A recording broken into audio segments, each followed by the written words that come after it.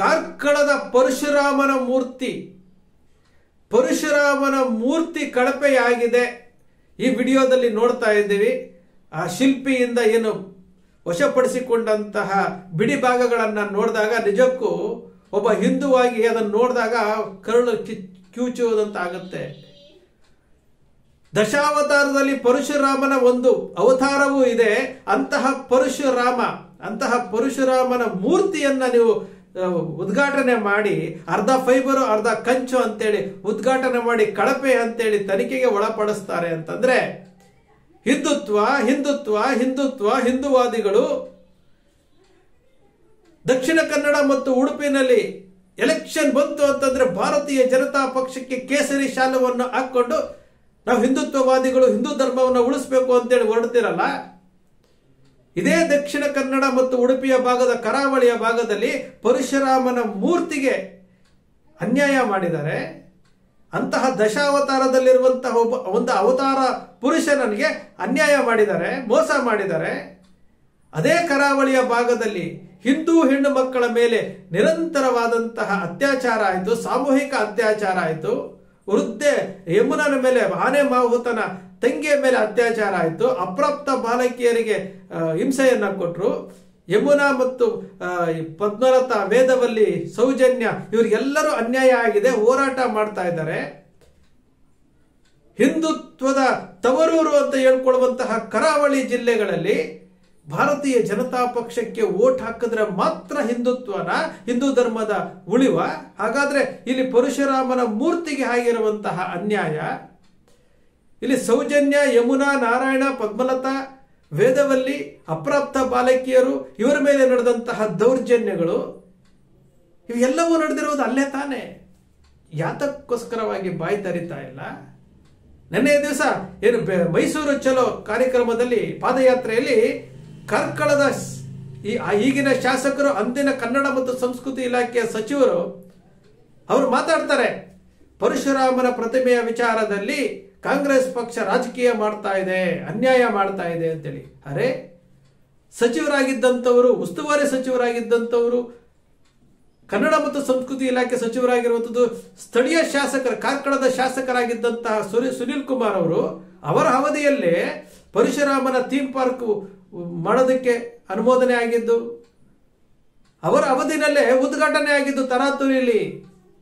ಅವರ ಅವಧಿಯಲ್ಲೇ ತರಾತರಿಯಲ್ಲಿ ಉದ್ಘಾಟನೆ ಆಗಿದ್ದು, ಅವರ ಅವಧಿನಲ್ಲೇ ಈ ಅಕ್ರಮ ಬಯಲಿಗೆ ಬಂದಿದ್ದು.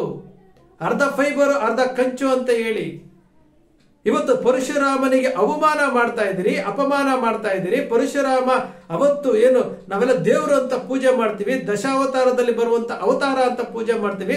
ಅಂತಹ ಪರಶುರಾಮನ ಮೂರ್ತಿಯ ವಿಚಾರದಲ್ಲಿ ಪರಶುರಾಮನಿಗೆ ಅಪಮಾನ ಮಾಡ್ತಾ ಇಲ್ವಾ? ಬೇರೆ ಬೇರೆ ಧರ್ಮಗಳ ಬಗ್ಗೆ ಉದ್ದುದ್ದ ಮಾತಾಡ್ತೀವಿ, ಬೇರೆ ಬೇರೆ ಧರ್ಮಗಳ ತಪ್ಪುಗಳನ್ನ ಹುಡುಕ್ಲಿಕ್ಕೆ ಹೋಗ್ತಾ ಇದ್ದೀವಿ. ಆದ್ರೆ ಕಣ್ಣು ಮುಂದೆ ಬೇರೆ ಜಿಲ್ಲೆಗಳ ಬಗ್ಗೆ ನಾವು ಮಾತಾಡೋದು ಬೇಡ. ಆದ್ರೆ ಕರಾವಳಿಯ ಭಾಗದ ಏನು 2 ಜಿಲ್ಲೆಗಳು 3 ಜಿಲ್ಲೆಗಳು ಬರ್ತಾವಲ್ಲ, ಆ 3 ಜಿಲ್ಲೆಗಳಲ್ಲಿ ಇವತ್ತು ಕಾರ್ಕಳದಲ್ಲಿ ನಡೆದಂತಹ ಈ ಘಟನೆ, ಈ ಅನ್ಯಾಯ, ಪರಶುರಾಮನ ಮೂರ್ತಿಯಲ್ಲಿ ಆಗಿರುವಂತಹ ಅವ್ಯವಹಾರ, ಕಳಪೆಯಾದಂತಹ ಶಿಲ್ಪಿ ಮಾಡಿರುವಂಥದ್ದು, ಅರ್ಧ ಫೈಬರ್ ಅರ್ಧ ಕಂಚಿನ ವಿಚಾರ, ಅದೇ ಸೌಜನ್ಯ, ಯಮುನಾ, ನಾರಾಯಣ, ಪದ್ಮಲತಾ, ವೇದವಲ್ಲಿ ಮತ್ತು 3 ಅಪ್ರಾಪ್ತ ಬಾಲಕಿಯರಿಗೆ ಆಗ್ತಾ ಇರುವಂತಹ ಅನ್ಯಾಯ. ನೋಟಾ ಅಭಿಯಾನ ಆಯಿತು, ದೆಹಲಿಗೆ ಹೋಗಿ ಬಂದ್ರು, ಜನಜಾಗೃತಿ ಸಭೆಗಳು ನಡೀತು, ಎಲ್ಲವೂ ನಡೀತಿದ್ರು ಸಹ ನಮಗೂ ಅದಕ್ಕೆ ಸಂಬಂಧವೇ ಇಲ್ಲ. ನಾವು ಸೌಜನ್ಯ ಆಗಿರ್ಬೋದು, ಆ ಹೆಣ್ಣು ಮಕ್ಕಳಾಗಿರ್ಬೋದು, ನಾರಾಯಣ ಆಗಿರ್ಬೋದು, ಆನೆಯನ್ನು ಸಲಹುತ್ತಿರುವಂತಹ ನಾರಾಯಣ ಹಿಂದೂ ಅಲ್ವೇನ್ರಿ? ಆ ಹಿಂದೂ ಹೆಣ್ಣು ಮಕ್ಕಳಿಗೆ ನ್ಯಾಯ ಕೊಡಿಸ್ಬೇಕು ಅಂತ ನಿಮ್ಗೆ ಅನಿಸ್ತೇ ಇಲ್ವಾ? ಈ ಎರಡು ವಿಚಾರಗಳನ್ನ ನೀವು ಕಂಪ್ಯಾರಿಸನ್ ಮಾಡಿ ನೋಡ್ರಿ. ಎರಡು ವಿಚಾರಗಳನ್ನ ನೋಡಿದಾಗ ಒಂದು ದೈವ ಪುರುಷನಿಗೆ ಅನ್ಯಾಯ ಮಾಡಿದ್ರಿ, ಮತ್ತೊಂದು ಅಪ್ರಾಪ್ತ ಬಾಲಕಿಯರಿಗೆ ಅನ್ಯಾಯ ಆಗ್ತಾ ಇದ್ರೆ ಇದುವರೆಗೂ ಧ್ವನಿಯೇ ಎತ್ತಲಾರದಂತಹ ನಿಸ್ಸಹಾಯಕರಾಗಿದ್ದೀರಿ.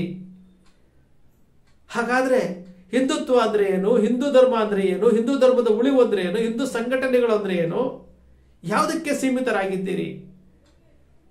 ಮಾತಾಡ್ಬೇಕಲ್ಲ. ಭಾರತ್ ಮಾತಾ ಕಿ ಜೈ, ಜೈ ಶ್ರೀರಾಮ್ ಅಂತ ಹೇಳ್ತಿರಲ್ಲ, ಶ್ರೀರಾಮನ ಅವತಾರವೇ ಪರಶುರಾಮ ಅಂತ ಹೇಳ್ತೀವಲ್ಲ, ಇಲ್ಲಿ ಶ್ರೀರಾಮನ ಅವತಾರ ಪರಶುರಾಮನಿಗೆ ಈ ತರ ಅನ್ಯಾಯ ಆಗ್ತಾ ಇದ್ರೆ ದನಿ ಎತ್ತಲಾರದಂತಹ ಪರಿಸ್ಥಿತಿ ಯಾಕೆ ಅಂತಂದ್ರೆ ನೀವು ರಾಜಕೀಯ ಪಕ್ಷಗಳಿಗೆ ಮುಖವಾಣಿಗಳಾಕೊಂಡು ನೀವು ಅವರಿಗೆ ಜೈಕಾರ ಹಾಕೊಂಡು ನಿಸ್ಸಹಾಯಕರಾಗಿದ್ದೀರಿ. ನೀವು ಹೊರಗಡೆ ಬರೋದಿಲ್ಲ. ರಾಜಕೀಯ ಪಕ್ಷದ ವೋಟ್ ಬ್ಯಾಂಕ್ ಆಗಿರುವಂತವ್ರು ನೀವು ಹೊರಗಡೆ ಬರೋದಿಲ್ಲ. ನಿಮಗೆ ಧರ್ಮಕ್ಕಿಂತ ರಾಜಕೀಯ ಪಕ್ಷವೇ ಮುಖ್ಯ, ನಿಮಗೆ ಧರ್ಮಕ್ಕಿಂತ ವೋಟೇ ಮುಖ್ಯ, ನಿಮಗೆ ಧರ್ಮಕ್ಕಿಂತ ಇನ್ನೊಬ್ಬರ ಹಿತವನ್ನ ಕಾಪಾಡೋದು, ಮತ್ತೊಂದು ಧರ್ಮವನ್ನು ಅವಹೇಳನ ಮಾಡುವಂತವರು ನಮ್ಮ ಧರ್ಮದಲ್ಲಿ ಆಗ್ತಾ ಇರುವಂತಹ ಅನ್ಯಾಯವನ್ನು ಪ್ರಶ್ನೆ ಮಾಡಲಾರದಂತಹ ನಿಸ್ಸಹಾಯಕ ಸ್ಥಿತಿಗೆ ನೀವು ಹೋಗಿದ್ದೀರಿ ಅಂತಂದ್ರೆ ನಿಜಕ್ಕೂ ಬಹಳ ಬೇಸರದ ಸಂಗತಿ. ಇವತ್ತು ಇಡೀ ಕರ್ನಾಟಕದ 28 ಲೋಕಸಭಾ ಕ್ಷೇತ್ರ ಒಂದು ಕಡೆ, 31 ಜಿಲ್ಲೆಗಳು ಒಂದು ಕಡೆ ಆದ್ರೆ ಈ ದಕ್ಷಿಣ ಕನ್ನಡ, ಉಡುಪಿ ಮತ್ತು ಉತ್ತರ ಕನ್ನಡ 3 ಜಿಲ್ಲೆಗಳು, ಈ 3 ಲೋಕಸಭಾ ಕ್ಷೇತ್ರಗಳೇ ವಿಭಿನ್ನವಾಗಿ ಕಾಣ್ತವೆ. ಯಾಕಂದ್ರೆ ಹಿಂದುತ್ವ ಇಲ್ಲಿ ಸ್ಟ್ರಾಂಗ್ ಆಗಿದೆ ಅಂತೇಳಿ. ಆದ್ರೆ ಹಿಂದೂಗಳಿಗೆ ಆಗ್ತಾ ಇರುವಂತಹ ಅನ್ಯಾಯವನ್ನು ಯಾರೂ ಪ್ರಶ್ನೆ ಮಾಡೋದಿಲ್ಲ. ಅವತಾರ ಪುರುಷ ಪರಶುರಾಮನ ಮೂರ್ತಿಗೆ ಆಗಿರುವಂತಹ ಅನ್ಯಾಯದ ಬಗ್ಗೆ ಮಾತಾಡೋದಿಲ್ಲ. ಹೆಣ್ಣು ಮಕ್ಕಳಿಗೆ ಆಗ್ತಾ ಇರುವಂತಹ ಅನ್ಯಾಯದ ಬಗ್ಗೆ ಮಾತಾಡೋದಿಲ್ಲ. ಆದರೂ ಸಹ ನಾವ್ ಹೇಳ್ತೀವಿ ನಾವೆಲ್ಲ ಹಿಂದೂ, ನಾವೆಲ್ಲ ಒಂದು ಅಂತ ಹೇಳ್ತೀವಿ. ಯಾವುದೋ ಶೌಚಾಲಯದಲ್ಲಿ ಇಟ್ಟಿದಂತಹ ಕ್ಯಾಮ್ರಾದ ಬಗ್ಗೆ ಮಾತಾಡ್ತೀವಿ, ಮತ್ಯಾವುದೋ ಲವ್ ಜಿಹಾದ್ ಬಗ್ಗೆ ಮಾತಾಡ್ತೀವಿ. ಸ್ಥಳೀಯ ಶಾಸಕರುಗಳು ಕೇಸರಿ ಶಾಲುವನ್ನು ಹಾಕೊಂಡು ವಿಧಾನಸಭೆಯಲ್ಲಿ ಬೇರೆ ಬೇರೆ ವಿಚಾರಗಳನ್ನ ಮಾತಾಡ್ತಾರೆ. ಡಾಕ್ಟರ್ ಭರತ್ ಶೆಟ್ಟಿ ಸೌಜನ್ಯ ಪರ ಹೋರಾಟ ಮಾಡಿದಂತ ನೋಟ ಅಭಿಯಾನವನ್ನ ಗೇಲಿ ಮಾಡ್ತಾರೆ, ಟೀಕಿಸ್ತಾರೆ. ಸೈನ್ಯದಲ್ಲಿದ್ದಂತಹ ಮಾಜಿ ಸೈನಿಕ ಬ್ರಿಜೇಶ್ ಚೌಟ ತಾನು ಸಂಸದರಾದ ಮೇಲೆ ಇಲ್ಲಿ ಅನ್ಯಾಯ ನಡೀತಾ ಇದೆ, ಇದನ್ನ ಪ್ರಶ್ನೆ ಮಾಡಬೇಕು ಅಂತ ಅನ್ನಿಸ್ತಾನೆ ಇಲ್ಲ. ಇದು ಕೋಟಾ ಶ್ರೀನಿವಾಸ್ ಪೂಜಾರರು ಏನು ಲೋಕಸಭಾ ಚುನಾವಣೆ ಸಮಯದಲ್ಲಿ ಯಾವುದೋ ಒಂದು ಖಾಸಗಿ ಯೂಟ್ಯೂಬ್ ಚಾನೆಲ್ಗೆ ಕೊಟ್ಟಂತ ಹೇಳಿಕೆ, ನಾವು ಸೌಜನ್ಯ ಪರವಾಗಿದ್ದೇವೆ ಅಂತ ಹೇಳಿದ್ರು.